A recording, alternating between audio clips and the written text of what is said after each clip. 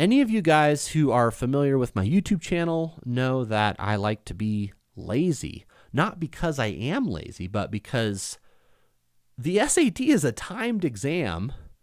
And if you can be lazy on some of the questions that allow you to do so, it's going to save extra time for those really challenging questions where, honestly, you just need to do the work. Also, it's going to save you brain power. Even if you're already finishing quickly, you only have so much bandwidth. So if you can sort of save some of that energy for the more complex problems, it's going to do you good. So let's talk about it. First type of question that I want to talk about with stuff you don't have to read is rhetorical synthesis. And technically, rhetorical synthesis is at the end of the English test, so it would fall under like the writing category. But if you look at it, like, this is reading, yes? So what are we able to ignore? Well, first of all, as before, I want to talk about what rhetorical synthesis is. Basically, it's anytime you have notes. So probably the easiest type of question to spot.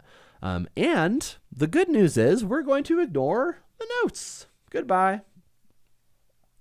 We start by completely ignoring the notes because 9 out of 10 times they do not matter.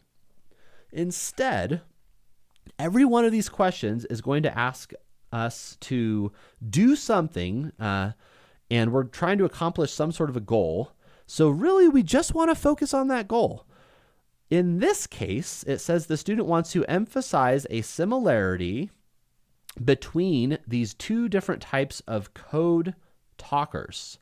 So that is all we care about. And now we're going to go straight into the answers, and we're going to eliminate answer choices that don't emphasize a similarity between both of these talkers. Choice A says, it mentions the Choctaw Nation. It doesn't even say anything about any of the code talkers, so there's no similarity going on in choice A. Choice B, one group of soldiers was known as the Navajo code talkers. So that's mentioning one of them, but I need both. C, both the Choctaw code talkers and Navajo code talkers transmitted coded messages. That is literally a similarity about both code talkers. And then choice D mentions both code talkers, but it's showing us a difference. So just like that, my answer is choice C. And it's really as simple as that for, again, 9 out of 10 of these. Now, this was an easy question because I wanted to demo the process, but let's talk about, let's try again with a hard question. So I've got a hard question for you guys. Go ahead and try this one on your own and type your answer into the chat. So we're going to, again, start by ignoring the notes. And what do we want to focus on? We want to use a quotation to emphasize a potential problem. Now, obviously, it is the wood wide web theory. That's hilarious sounding.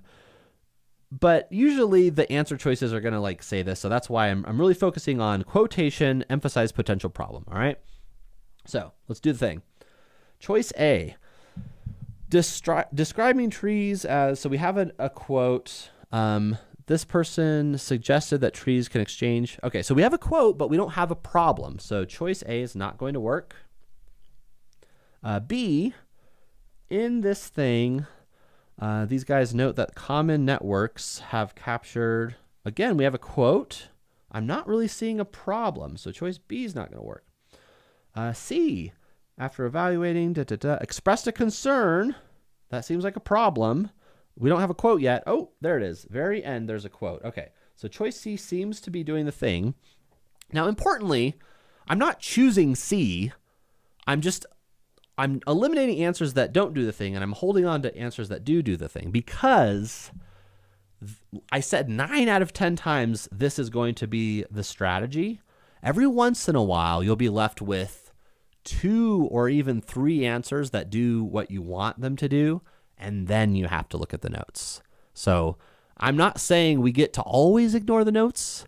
I am saying we get to ignore the notes quite a bit. From the students who took the last SAT on Saturday, this strategy worked the majority of the time as well. I believe the student reporting to me said there were 2 questions where they had to look at the notes. And there's a lot of rhetorical synthesis. All right, anyway, choice D, it says concerns, but there's no quote. It might look like there's a quote because we see quotation marks, but this is literally just the name of the article or whatever it is. So that's not a quote. So choice D is out. So for this one, the trick does work. Again, if you end up with more than one answer, then you do have to look at the notes. And I go into that in great detail in my full English course, just FYI.